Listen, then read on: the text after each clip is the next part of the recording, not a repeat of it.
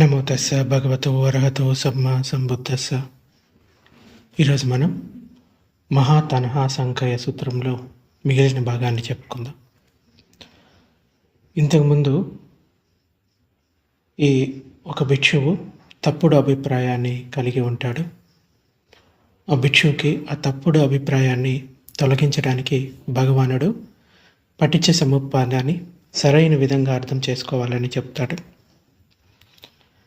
అలాగే భగవానుడు అప్పుడప్పుడు తిడుతూ ఉంటాడా భిక్షువుల్ని అంటే మందలించడం జరుగుతుంది. ఏదైనా తప్పు చేసినప్పుడు, లేకుంటే నియమాలను తప్పినప్పుడు, తప్పుడు అభిప్రాయాల్ని కలిగి ఉన్నప్పుడు భగవానుడు వాళ్ళని మందలిస్తున్నట్టు ఇలా అంటాడు, పనికి మాలినవాడా, మూర్ఖుడా, ఇది నీకు చేయడానికి తగింది కాదు అని చెప్తాడు. ఆ తర్వాత వారికి సరైన మార్గాన్ని చెప్పడానికి ప్రయత్నిస్తారు. కొంతమంది భిక్షువులు అంత చెప్పిన తర్వాత కూడా మాట వినని వాళ్ళు ఉంటారు కదా, వాళ్ళని భగవానుడు అసలు ఇష్టం లేని వారిని ఇక్కడికి ఎందుకు తీసుకువచ్చారు అని భగవానుడు కొన్ని చోట్ల చెప్పినట్టుగా మనకి కనబడుతుంది. అంటే ఎవరైతే వినడానికి సిద్ధంగా ఉన్నారో వాళ్ళకి భగవానుడు బోధిస్తాడు. ఎవరైతే ఎంత విన్నా కానీ మూర్ఖులుగానే ఉంటారో వాళ్ళని అలాగే వదిలిపెడతాడు. అంచేత ఆయన ఇది కోపంతోటో ద్వేషంతోటో వాళ్ళని మందలించలేదు. వాళ్ళకి ఉపకారం చేయడానికే, వాళ్ళని తప్పుడు అభిప్రాయాల నుండి బయటికి పంపించడానికే ఇలా తిట్టడం జరుగుతుంది. ఒక సూత్రంలో ఇలా చెప్పబడుతుంది,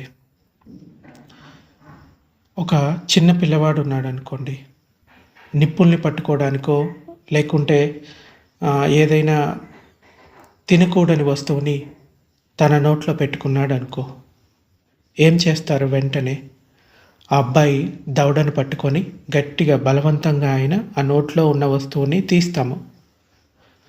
అలాగే భగవానుడు కూడా ఎవరైనా తప్పుడు దృష్టులు, పాపపు పనులు చేయడానికి ప్రయత్నిస్తూ ఉంటారో వాళ్ళని సరైన మార్గంలో ఉంచడానికి ఆ బిడ్డ మీద, అంటే బిడ్డ యొక్క క్షేమాన్ని కోరే ఆ తల్లో లేకపోతే వారి దగ్గర బంధువులో ఆ బిడ్డ నోట్లో ఉన్నదాన్ని బలవంతంగా అయినా తీస్తారు కదా, అదేవిధంగా భగవానుడు కూడా వారి లోపల ఉన్న ఈ తప్పుడు అభిప్రాయాలని తీయడానికి చెప్తాడు. ఆ చెప్పేటప్పుడు అతని మనసులో మైత్రి మాత్రమే ఉంటుంది. వాళ్ళ పట్ల ఎటువంటి ద్వేషం కానీ కోపం కానీ ఉండదు. సో ఇది అభయరాజకుమారి సూత్రాల్లో మనకి కనబడుతుంది. అయితే ఈ దుఃఖం ఎలా ఉత్పన్నమవుతుంది అన్నది నిన్న చెప్పుకున్నాము. తృష్ణ వల్ల దుఃఖం ఉత్పన్నమవుతుంది. సో ఈ విషయాన్ని తెలుసుకున్న, అంటే ఈ సంపూర్ణ దుఃఖం ఎలా పుడుతుంది అనేది నిన్న చెప్పుకున్నాము. ఈ విషయాన్ని తెలుసుకున్న వ్యక్తి భిక్షువు అయిన తర్వాత తథాగతుడు, అర్హంతుడు, సమ్మా సంబుద్ధుడు, విద్య ఆచరణ కలవాడు, సుగతుడు, లోకాలన్నిటిని తెలిసినవాడు, మానవులను అదుపు చేసే సారథి, దేవ మానవులకు గురువు బుద్ధ భగవానుడు. ఆయన దేవతలతో, మారులతో, బ్రహ్మలతో, శ్రమణ బ్రాహ్మణులతో, రాజులు, మనుషులతో కూడిన ఈ లోకంలో స్వయంగా ప్రత్యక్ష జ్ఞానాన్ని సాక్షాత్కరించుకొని తెలియజేస్తాడు. ఆయన ఆది కళ్యాణం, మధ్య కళ్యాణం, అంత కళ్యాణం అయిన ధమ్మాన్ని అర్ధయుక్తంగా, అక్షరయుక్తంగా ఉపదేశిస్తాడు. ఆది కళ్యాణం అంటే శీలం, మధ్య కళ్యాణం సమాధి, అంత కళ్యాణం ప్రజ్ఞ. కేవలం పరిపూర్ణం పరిశుద్ధమైన బ్రహ్మచర్యాన్ని ప్రకాశింపజేస్తాడు. గృహపతి లేదా గృహపతి పుత్రుడు లేదా ఇతర కులంలో పుట్టినవాడు ఆ ధమ్మాన్ని వింటాడు. అతడు ఆ ధమ్మాన్ని విని తథాగతుని పట్ల శ్రద్ధను పొందుతాడు. ఆ శ్రద్ధను పొంది ఈ విధంగా ఆలోచిస్తాడు, గృహవాసం ఇరుకు, దుమ్ముతో కూడుకుంది, ప్రపంచ జీవితం బట్టబయలు, ఇంటిలో ఉంటూ పూర్తిగా పరిపూర్ణం, పూర్తిగా పరిశుద్ధమైన శంఖం వంటి స్వచ్ఛమైన బ్రహ్మచర్యాన్ని పాటించడం సులభం కాదు. నేను తప్పక తలను గడ్డాన్ని కొరికించుకొని కాషాయ వస్త్రాలను కప్పుకొని ఇంటిని వదిలి అనగారికునిగా ప్రవచించాలి. ఆ తర్వాత సమయంలో అతడు చిన్న భోగాలను వదిలి, పెద్ద భోగాలను వదిలి, కొద్దిగా ఉన్న బంధువుల్ని వదిలి, ఎక్కువగా ఉన్న బంధువుల్ని వదిలిపెట్టి, తలను గడ్డాన్ని కొరిగించుకొని కాషాయ వస్త్రాలను కప్పుకొని ఇంటిని వదిలి అనగారికునిగా ప్రవచిస్తాడు. అగారం అంటే ఇంటి కప్పు ఉంది అని అర్థం. అనగారం అంటే ఎటువంటి ఇంటి కప్పు లేదు అని అర్థం అనమాట. అనగారిక అంటే ఎటువంటి నివాసం లేని వ్యక్తి అని అర్థం.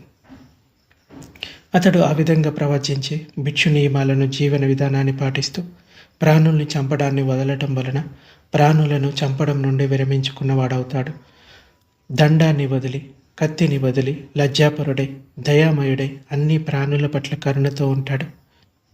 ఇవ్వనిదే తీసుకోవడాన్ని వదలటం వలన, ఇవ్వని దాన్ని తీసుకోకపోవడం వలన, అంటే ఆ ఇవ్వని దాన్ని తీసుకోకపోవడం నుండి విరమించుకుంటాడు. ఇచ్చిన దాన్నే తీసుకుంటాడు. ఇవ్వబడే దాన్నే కోరుకుంటాడు. దొంగతనం లేకుండా శుద్ధుడై ఉంటాడు. అబ్రహ్మచర్యాన్ని వదలటం వలన బ్రహ్మచారి, సదాచారి, గ్రామ్య ధర్మమైన మైథున ధర్మాన్ని విరమించుకున్నాడు అవుతాడు. అంటే ఈ మైథున ధర్మం అంటే సెక్సువల్ మిస్కండక్ట్ అన్నమాట. అబద్ధాలను చెప్పడాన్ని వదలటం వలన అబద్ధాలను చెప్పడం నుండి విరమించుకున్నవాడవుతాడు. సత్యవాది, సత్యసంధుడు, విశ్వసింపదగినవాడు, నమ్మదగినవాడు, మోసగించనివాడు అవుతాడు. చాడీలు చెప్పడాన్ని వదలటం వలన చాడీలు చెప్పడం నుండి విరమించుకున్నవాడు అవుతాడు. ఇక్కడ విని ఇక్కడ వారిపై భేదం కలిగించడానికి అక్కడ చెప్పడు, అక్కడ విని అక్కడ వారిపై భేదం కలిగించడానికి ఇక్కడ చెప్పడు. విడిపోయిన వారిని కలిపేవాడు, స్నేహాన్ని పెంచేవాడు, ఐక్యతలో సంతోషించేవాడు, ఐక్యతతో ఆనందించేవాడు, ఐక్యతను కలిగించే మాటలనే మాట్లాడతాడు. కఠినపు మాటలను వదలటం వలన కఠినపు మాటల నుండి విరమించుకున్నవాడు అవుతాడు. చెవులకు ఇంపైన, ప్రేమనీయమైన, హృదయానికి ఇష్టమైన, ఇంకా సంతోషాన్ని కలిగించే, బహుజనులకు నచ్చే, బహుజనులకు సంతోషాన్ని ఇచ్చే మాటల్ని మాట్లాడతాడు. వదరబోతుతనాన్ని వదలటం వల్ల వదరబోతుతనం నుండి విరమించుకున్నవాడవుతాడు. అవసరమైనప్పుడే మాట్లాడతాడు, సత్యాన్ని మాట్లాడతాడు, హితాన్ని మాట్లాడతాడు, ధమ్మాన్ని మాట్లాడేవాడు, ఇంకా వినయాన్ని మాట్లాడేవాడుగా గుర్తుంచుకోదగిన మాటలను అవసరమైనప్పుడు హేతుబద్ధంగా, మితంగా, అర్థయుక్తంగా మాట్లాడతాడు. అతడు విత్తనాలకు ఇంకా ప్రాణులకు హాని కలిగించడాన్ని విరమించుకున్నవాడవుతాడు. రాత్రిపూట భోజనాన్ని మానుకొని ఒకే పూట భోజనం తీసుకుంటాడు. వికాల భోజనం చేయడు. నత్య, గీత, బాధిత, వినోద దర్శన ప్రదర్శనలు మాడుకుంటాడు. మాలలు, గంధం, విలేపనాలు, నగలు ధరించడం, అలంకరించుకోకపోవడం నుండి విరమించుకుంటాడు. ఎత్తైన ఆడంబరమైన పడకలను విరమించుకుంటాడు. వెండి, బంగారాలను తీసుకోవడాన్ని మానుకుంటాడు. పచ్చి ధాన్యాన్ని తీసుకోడు. పచ్చి మాంసాన్ని ముట్టడు. స్త్రీ కుమారికలకు దూరంగా ఉంటాడు. దాసాదాసీలను అంగీకరించడు. మేకలను, గొర్రెలను తీసుకోడు. కోళ్లను, పందులను తీసుకోడు. ఏనుగులను, ఆవులను, గుర్రాలను, ఆడగుర్రాలను తీసుకోడు. తోటలను, భూములను తీసుకోడు. దూతగా రాకపోకలు చేయడు. అమ్మడం, కొనడం చేయడు. తప్పుడు తూనికలకు, కొలతలకు, నకిలీ లోహాలకు దూరంగా ఉంటాడు. మోసానికి, వంచనకు, జిత్తులకు, మాయలకు దూరంగా ఉంటాడు. నరకడం, బంధించడం, దొంగిలించడం, హింసలకు దూరంగా ఉంటాడు. శరీరాన్ని కాపాడుకోవడానికి చీవరం అంటే భిక్షువులు కప్పుకునే వస్త్రం, దాన్ని చీవరాలు అంటారు. సో శరీరాన్ని కాపాడుకోవడానికి చీవరం, కడుపుకి అంటే కడుపున ఇంత తిండితో సంతృప్తుడై ఉంటాడు. అతడు ఎక్కడెక్కడికి పోయినా తన వస్తువుల్ని వెంట తీసుకొని పోతాడు. అంటే అంత తక్కువ వస్తువులు అతడు ఉంచుకుంటాడు. పాత్ర, చీవరాలు. సో అవి ఎక్కడికైనా తీసుకెళ్ళిపోవచ్చు. పక్షి ఎక్కడికి పోయినా తన రెక్కల బరువుతో పోవునట్లు భిక్షువు శరీరాన్ని కాపాడుకోవడానికి చీవరం, కడుపును కింత తిండితో సంతృప్తుడై ఉంటాడు. అతడు ఎక్కడికి పోయినా తన వస్తువులను వెంట తీసుకొని పోతాడు. అతడు ఈ శ్రేష్టమైన శీల ఆచరణలో తన లోపల నిర్దోషమైన సుఖాన్ని అనుభవిస్తాడు. సో ఇవన్నీ కూడా కొన్ని నియమాలు మాత్రమే మనకి ఇక్కడ కనబడుతూ ఉన్నాయి. ఒక రకంగా చెప్పాలంటే అష్టశీల మాత్రమే మనకి, దశశీల మాత్రమే అంటే 10 శీలాలు మాత్రమే ఇక్కడ ఎక్కువగా కనపడుతూ ఉన్నాయి. అవే కాకుండా మొత్తం భిక్షువుకి 220 శీలాలు ఉంటాయి. దాంతోపాటు చిన్న చిన్నవి కలుపుకుంటే మొత్తం 900 చిల్లర దాకా అయిపోతాయన్నమాట. అయితే భిక్షువు అయిన తర్వాత ఈ పాతిమొక్క శీలాన్ని కనీసం పాతిమొక్క శీలంలో మనకి 227 నియమాలు ఉంటాయి. 7 వచ్చేసి ఏదైనా గొడవలు జరిగినప్పుడు వాటిని సరిచేయడానికి ఆ 7 నియమాలను ఉపయోగిస్తారు. మామూలుగా నియమాలు అయితే 220 ఉంటాయి. అయితే ఈ భిక్షుశీలాన్ని తాను పాటించాలి భిక్షువు అయిన తర్వాత. సో ఈ అన్ని నియమాలు చక్కగా తెలుసుకొని వాటిని ఆచరించడానికి ప్రయత్నించాలి. ఇది ఎందుకు చెప్తున్నాడంటే బుద్ధుడు ఉత్పన్నం అవ్వడం అనేది చాలా అరుదుగా ఉంటుంది. అంటే బుద్ధుడి కాలంలోనే ఎక్కువగా అర్హంతులు అయ్యేవారా? బుద్ధుడు ఉన్నాడు కాబట్టి వాళ్ళని సరైన మార్గదర్శకం చేశాడు. అప్పుడు మాత్రమే ఎక్కువగా అర్హంతులు ఉండేవాళ్ళు. ఇప్పుడు అవ్వడం కష్టం అనేది ఏమీ లేదు. ఇప్పుడు కూడా ప్రయత్నిస్తే అవ్వడానికి అవకాశం ఉంది. కానీ ఏదో మాటలతోట బుద్ధిపరంగా ఏదో పుస్తకాలు చదివేసి నేను అర్హంతుడిని అయిపోతానంటే అది కుదరదు. చాలా శిక్షణ అవసరం అవుతుంది. శీలాన్ని పాటించాలి, సమాధిని అభ్యాసం చేయాలి, ప్రజ్ఞని అభ్యాసం చేయాలి. సో కొందరికి కొన్ని సంవత్సరాలు పడుతుంది, కొందరికి ఇంకా ఎక్కువ సంవత్సరాలు పడుతుంది. కానీ ఆ మార్గంలో ముందుకు వెళ్తారు. నా వల్ల కాదు అని వదిలేసే బదులు అట్లీస్ట్ ప్రయత్నం చేసి ముందుకు వెళ్ళడం చాలా ముఖ్యం. ఎవరైతే అర్హంతత్వాన్ని పొందాలి అనుకుంటారో వాళ్ళు తప్పకుండా ఈ శీల సమాధి ప్రజ్ఞలను పాటించక తప్పదు. అలా కాకుండానే నేను కేవలం మామూలు లైఫ్లో ఉంటూ కూడా నేను చేయగలుగుతాను అంటే ఇంకా భిక్షువులాగే అతడు జీవించాల్సి ఉంటుంది. మామూలు లైఫ్లో ఉంటూ కూడా అలా జీవించుకోగలిగితే కనుక తప్పకుండా గృహస్థ జీవితంలో ఉంటూ కూడా ప్రాక్టీస్ చేసుకోవచ్చు. కానీ గృహస్థ జీవితంలో ఎక్కువ బాధ్యతలు ఉంటాయి, ఎక్కువ కష్టాలు ఉంటాయి, ఎక్కువ చింతలు ఉంటాయి, అన్నిటి గురించి చింతించవలసి వస్తుంది.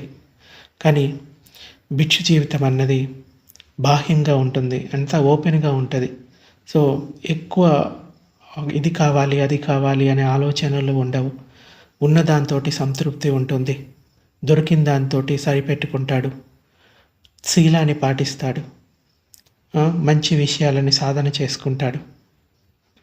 అది సో 2 రకాల సంపదలు ఉంటాయి, లౌకిక సంపద లేదా ఈ ధార్మిక సంపద. లౌకిక సంపద అంటే బయట విషయాలను పొందటం, గృహోపకరణాలు లేకపోతే ఉపయోగించుకునే వస్తువులు, వ్యక్తులు, ఇవన్నీ కూడా లౌకిక సంపద.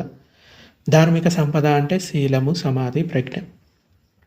అంచేత 2 రకాలుగా ఉంటుంది. దాన్ని ఏదైనా ఒక వ్యక్తి ఎంచుకోవచ్చు. ఈ విధంగా ఈ శీలాన్ని పాటించాలి. అప్పుడు తాను సుఖంగా జీవిస్తాడు. అతడు కంటితో రూపాన్ని చూసినప్పుడు దాని ఆకారాన్ని కానీ లక్షణాన్ని కానీ గ్రహించడు. ఈ చక్షు ఇంద్రియ విషయంలో అతడు నిగ్రహం లేకుండా ఉంటే పాప అకుశల ధర్మాలైన లోభ దౌర్మనస్యాలు అతడిపై దాడి చేస్తాయి. అందుకని అతడు నేత్ర ఇంద్రియాన్ని అంటే చక్షింద్రియాన్ని కాపాడుకుంటాడు. ఈ చక్షింద్రియ నిగ్రహాన్ని కలిగి ఉంటాడు. అలాగే చెవితో శబ్దాన్ని విన్నప్పుడు, ముక్కుతో వాసన తెలుసుకున్నప్పుడు, నాలుకతో రుచి చూసినప్పుడు, శరీరంతో స్పర్శన తాకినప్పుడు, మనస్సుతో ధర్మాన్ని తెలుసుకున్నప్పుడు దాని ఆకారాన్ని కానీ లక్షణాన్ని కానీ గ్రహించడు. మనో ఇంద్రియంలో అతడు నిగ్రహం లేకుండా ఉంటే పాప అకుశల ధర్మాలైన లోభ దౌర్మనస్యాలు అతనిపై దాడి చేస్తాయి. అందుకని అతడు మనో ఇంద్రియాన్ని కాపాడుకుంటాడు, మనో ఇంద్రియ నిగ్రహాన్ని కలిగి ఉంటాడు. అతడు ఈ శ్రేష్టమైన అంటే ఆర్య ఇంద్రియ నిగ్రహంతో తన లోపల అనింద్యమైన సుఖాన్ని అనుభవిస్తాడు. అంటే ఇంద్రియ సంవరణశీలం అంటారు దీన్ని. ఈ 6 ఇంద్రియాల ద్వారా ఏవైతే జరుగుతూ ఉంటాయో వాటి పట్ల ఉపేక్షను కలిగి ఉండటం. కేవలం చూడడంలో చూడడమే, వినడంలో వినడమే, వాసనలో వాసనే, రుచిలో రుచి మాత్రమే. అలాగే శారీరక స్పర్శ అయితే కేవలం స్పర్శను స్పర్శగానే చూస్తాడు. సో ఈ విధంగా ఇంద్రియ నిగ్రహాన్ని పొందాలి. ఫస్ట్ శీలాన్ని పాటించాలి, తర్వాత ఇంద్రియ నిగ్రహాన్ని పొందాలి. ఆ తర్వాత అతడు వెళుతున్నప్పుడు, వస్తూ ఉన్నప్పుడు పూర్తి తెలివితో ఉంటాడు. అటు ఇటు చూస్తున్నప్పుడు పూర్తి ఎరుకుతో ఉంటాడు. ముడుచుకుంటున్నప్పుడు, చాచుకుంటున్నప్పుడు పూర్తి తెలివితో ఉంటాడు. సంగాటిని, పాత్రను, చీవరాన్ని ధరించడంలో పూర్తి తెలివితో ఉంటాడు. తింటున్నప్పుడు, తాగుతూ ఉన్నప్పుడు, రుచి చూస్తున్నప్పుడు పూర్తి తెలివితో ఉంటాడు. మలమూత్రాలను వదలడంలోనూ పూర్తి తెలివితో ఉంటాడు. నడుస్తున్నా, నిలబడి ఉన్నా, కూర్చొని ఉన్నా, నిద్రిస్తున్నా, మేలుకున్నా, మాట్లాడుతూ ఉన్నా, అలాగే మౌనంగా ఉన్నా పూర్తి తెలివితో ఉంటాడు. అతడు తన శరీరం పట్ల, మనసు పట్ల ఎరుకతో ఉండటం నేర్చుకోవాలి. దీన్నే మైండ్‌ఫుల్‌నెస్ అంటారు. ఎరుక లేకుంటే సతి అని చెప్పవచ్చు. ఏ పని చేస్తూ ఉన్నా ఎరుకతోటి చేయాలి. ఇంకా అతడు ఈ శ్రేష్టమైన శీలాన్ని కలిగిన వాడై, ఈ శ్రేష్టమైన ఇంద్రియ నిగ్రహాన్ని కలిగిన వాడై, ఈ శ్రేష్టమైన ఎరుకను, సమగ్రమైన తెలివిని కలవాడై, అరణ్యంలోనో, చెట్టు మొదట్నో, పర్వత పైనో, కొండ చర్య పైనో, కొండ గుహలోనో, లేకుంటే శ్మశానంలోనో, అడవి పొదలోనో, ఆరు బయటనో, గడ్డి వాములోనో ఏకాంతంగా ఉంటాడు. అతడు భోజనం చేసి పిండపాతం నుండి తిరిగి వచ్చిన తర్వాత పద్మాసనం వేసుకొని శరీరాన్ని తిన్నగా వంచి ఎరుకను ఎదుట పెట్టుకొని కూర్చుంటాడు. అతడు లోకం పట్ల లోభాన్ని వదిలి లోభం లేని మనసుతో ఉంటాడు. లోభం నుండి చిత్తాన్ని పరిశుద్ధం చేస్తాడు. అతడు ద్వేషాన్ని, కోపాన్ని వదిలి ద్వేషం లేని చిత్తంతో ఉంటాడు. ప్రాణులన్నిటినీ మేలు కోరిన వాడై ద్వేషము నుండి చిత్తాన్ని పరిశుద్ధం చేసుకుంటాడు. జడత్వాన్ని, సోమరితనాన్ని వదిలి జడత్వం, సోమరితనం లేనివాడై, కాంతి సంజ్ఞ కలవాడై, ఎరుకతో సమగ్రమైన తెలివితో ఉంటూ సోమరితనం నుండి, కునికిపాట్ల నుండి చిత్తాన్ని పరిశుద్ధం చేస్తాడు.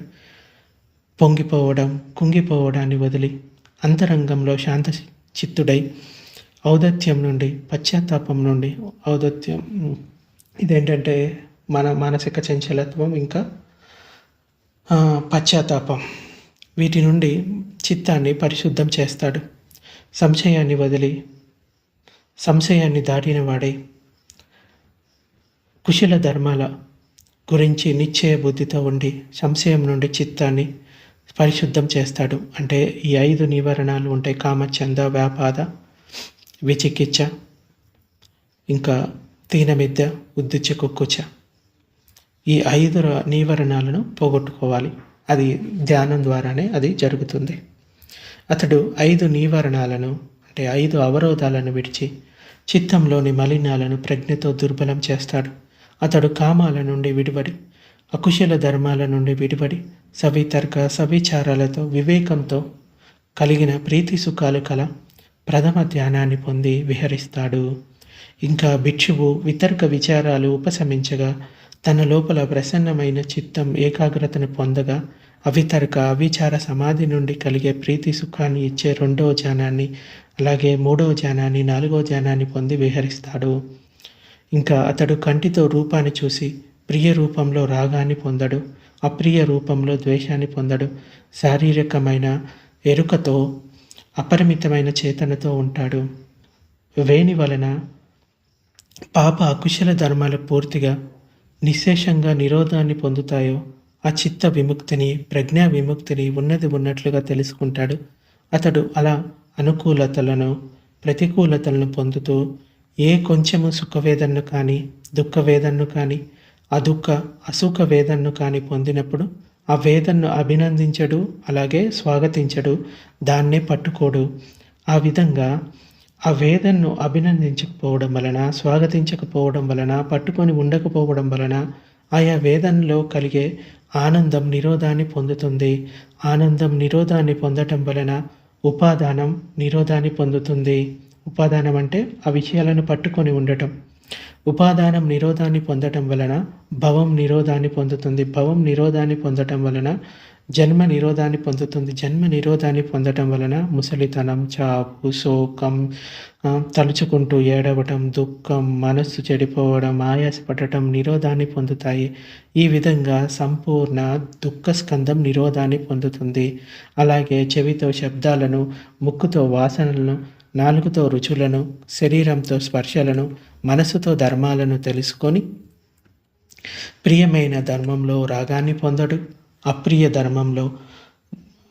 ధమ్మ రూపంలో ద్వేషాన్ని పొందడు. శారీరకమైన సతితో ఉంటాడు, ఎరుకుతో ఉండటం అన్నమాట. అపరిమితమైన చేతనతో ఉంటాడు.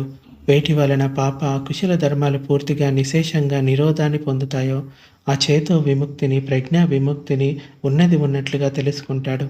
అతడు అలా అనుకూలతలను, ప్రతికూలతలను పొందుతూ ఏ కొంచెం సుఖవేదన కానీ, దుఃఖవేదన కానీ, అదుఃఖ వేదన కానీ పొందినప్పుడు అతడు ఆ వేదనను అభినందించడు, స్వాగతించడు, దాన్నే పట్టుకోడు. ఆ విధంగా ఆ వేదనను అభినందించకపోవడం వలన, స్వాగతించకపోవడం వలన, దాన్నే పట్టుకొని ఉండకపోవడం వలన ఆయా వేదనల్లో కలిగే ఆనందం నిరోధాన్ని పొందుతుంది. ఆనందం నిరోధాన్ని పొందటం వలన ఉపాదానం నిరోధాన్ని పొందుతుంది. ఉపాదానం నిరోధాన్ని పొందటం వలన భవం నిరోధం పొందుతుంది. భవం నిరోధాన్ని పొందటం వలన జన్మ నిరోధాన్ని పొందుతుంది. జన్మ నిరోధాన్ని పొందటం వలన ముసలితనం, చావు, శోకం, తలుచుకుంటూ ఏడవటం, దుఃఖం, మనసు చెడిపోవటం, ఆయాసపడటం నిరోధాన్ని పొందుతాయి. ఈ విధంగా సంపూర్ణ దుఃఖ స్కందం నిరోధాన్ని పొందుతుంది. భిక్షువులారా, నేను మీకు సంక్షిప్తంగా చెప్పిన ఈ తృష్ణ సంకయ సూత్రాన్ని గుర్తుంచుకోండి.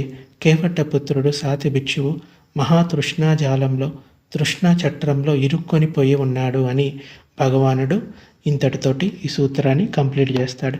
సో భగవానుడు ఇలా చెప్పిన తర్వాత అక్కడున్న భిక్షువులు భగవానుడి మాటలకి సంతోషంతో ఆయన మాటలను అభినందించారు. సో ఈ విధంగా ఒక స్టెప్ బై స్టెప్ ఉంటుంది. మొదట శీలాన్ని సరిచేసుకోవాలి, తర్వాత సమాధి, తర్వాత ప్రజ్ఞ. సో ఇవన్నీ చేయకుండా చాలా బ్యాక్గ్రౌండ్ వర్క్ ఉంటుంది ప్రతి విషయానికి. అంచేత గృహస్థ జీవితంలో ఎక్కువ బాధలు ఉంటాయి, కానీ నిబ్బానాన్ని కూడా పొందడానికి అవకాశం ఉంటుంది. కానీ ప్రవజ్య జీవితం ఏంటంటే కొన్ని కష్టాలు ఉంటాయి, కానీ ఆ మార్గంలోనే మనం ఎక్కువ టైం పెడుతూ ఉంటాం. ఇట్ ఈజ్ లైక్ ఒక వ్యాపారంలో మనం లాభాన్ని పొందాలంటే ఏం చేస్తాము? ఆ వ్యాపారం కోసం ఎక్కువ సమయాన్ని కేటాయిస్తాము. అప్పుడే ఆ వ్యాపారంలో లాభాలను గడించగలుగుతాం. అదేవిధంగా ఈ ధర్మంలో కూడా లాభాలను గడించాలి అంటే ఈ ధర్మానికి సంబంధించిన విషయాల్లో మీ సమయాన్ని పెట్టాల్సి ఉంటుంది. అప్పుడే దాంట్లో లాభాలను గడించగలుగుతారు. లేకుంటే మనం ఎంత సమయాన్ని పెడతామో అంతే మనకి ఫలితం కూడా ఉంటుంది. సో ఇది ఈరోజు ప్రవచనం. ఇంకొకటి, ఒక విజ్ఞానం ఒక జన్మ నుంచి అంటే విజ్ఞానం ఒక జన్మ నుంచి ఇంకొక జన్మకు వెళ్తూ ఉంటుంది. మరి సేమ్ విజ్ఞానమా కాదా అంటే అది ఎలా చెప్పాలి అంటే, ఇప్పుడు ఒక చెట్టు విత్తనం ఉందనుకో, ఆ విత్తనం నుండి ఇంకొక చెట్టు వస్తుంది. అలాగని ఏదైతే విత్తనం ఉందో అది ఈ చెట్టుకు వేరుగా లేదు, అలాగని పూర్తిగా అదే చెట్టుది అదే సేమ్ అలాగే ఉంటుంది అని కూడా చెప్పలేము. అలాగే ఒక దీపాన్ని అంటే ఒక కొవ్వొత్తిని ఇంకొక కొవ్వొత్తి వెలిగించుకుంది అనుకో, ఈ కొవ్వొత్తిలో ఉన్న వెలుగు సేమ్ అక్కడ కూడా వెలుగుతుంది. అలాగని ఇది అది సేమ్ అని కాదు, మార్పు చెందుతూనే ఉంటుంది. అలాగే విజ్ఞానం కూడా మార్పు చెందుతూనే ఉంటుంది. సో ఇది కొంచెం డీపర్ సబ్జెక్ట్ అనమాట. ఈ విజ్ఞానాన్ని, సంజ్ఞను, వేదనను, ఇంకా సంకారాలను అర్థం చేసుకోవడం అన్నది మనం ధ్యానంలో ముందుకెళ్ళే కొద్దీ వీటి గురించిన అవగాహన ఇంకా పెరుగుతూ ఉంటుంది. సో అయినా కూడా మనకి సాధారణంగా తెలిసిన కొన్ని విషయాలను మనం నిత్య జీవితంలో ఉపయోగించుకోవచ్చు. ఇక్కడ భగవానుడు ఏం చెప్పాడు? సుఖ వేదనైనా దుఃఖ వేదనైనా, అసుఖ అదుఃఖ వేదనైనా అంటే శరీరం పైన సుఖమైన ఫీలింగ్ కలిగిన లేకపోతే దుఃఖమైన ఫీలింగ్ కలిగిన, అసుఖము అదుఃఖము, అసలు సుఖము తెలియట్లేదు, దుఃఖము తెలియట్లేదు ఆ ఫీలింగ్ వల్ల, వాటి పట్ల తటస్థంగా ఉండండి. కేవలం దాన్ని స్వాగతించవద్దు, అభినందించవద్దు అని చెప్పుకుంటాడు. అంటే కొంతమంది సుఖవేదన కలిగింది అనుకోండి, ఓ ఇది నాకు కావాలి కావాలి కావాలి. దుఃఖ వేదన కలిగింది అనుకోండి, అది నాకు వద్దు వద్దు అని ద్వేషాన్ని పెంచుకుంటాడు. అలా కాకుండా సుఖమైన దుఃఖమైన అన్నిటినీ సమంగా స్వీకరించడం మొదలు పెట్టాలి. సో ఎప్పుడైతే ఆ ఫీలింగ్ని అలా ఉపాదానం చెందటం ఆగిపోతుందో అప్పుడు నిరోధాన్ని పొందుతుంది. నిరోధాన్ని పొందుతుందనుకో, అప్పుడే అది నిబ్బానానికి దారితీస్తుంది. చెప్పడానికి చాలా సింపుల్గా ఉంటుంది, కానీ ప్రాక్టీస్ అన్నది రోజువారీ జీవితంలో చాలా కష్టం. అయినా కూడా మనం రోజు ప్రయత్నిస్తూ ఉంటే మనకి తప్పకుండా ఈజీ అవుతుంది.